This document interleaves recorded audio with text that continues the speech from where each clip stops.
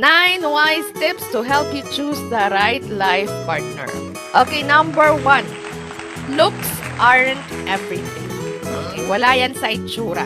Kung ang gusto mo talaga ay long-term na relationship, no, yung magtatagal, yung tipong kasama mo pagtanda, huwag kang titingin sa mukha. Yung mga physical attributes, no, lumilipas yan. Lahat tayo papunta sa pagtanda.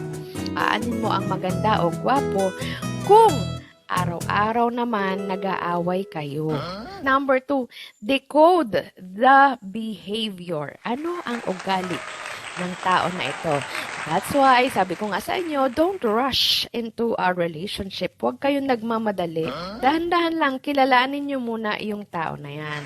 So, paano nyo makikilala? Ito kausapin nyo. Make sure you get enough time to spend with them to understand their everyday habits. Try nyo, busitin nyo.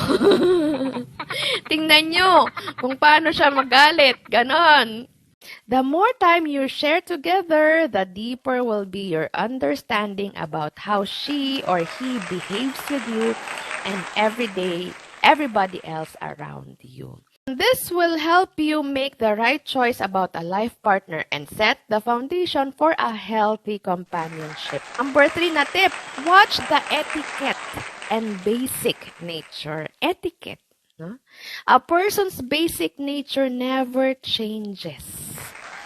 Sabi dito, whether he is calm, angry, dominating, dismissive, passionate, chivalrous, confident, or not, are the things you should keep an eye on. Paano siya? How does he deal with people? O pag girls, o kahit gaano kagwapo, kapag kaga naman, lahat na lang nang makita dyan sa live, didigahan. Aanhin mo yan. Sakit lang ng ulo yan. Ano, pagtalikod mo, may iba ng kausap. May iba ng nilalandi.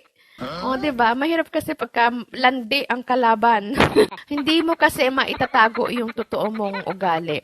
I mean, maybe you can, but not for long. Kaya, yun, take some time, no? Take some time talaga to get to know the person na gusto mong jowain at gusto mong karelasyon. The more you observe, the better it will be for you to choose a right life partner.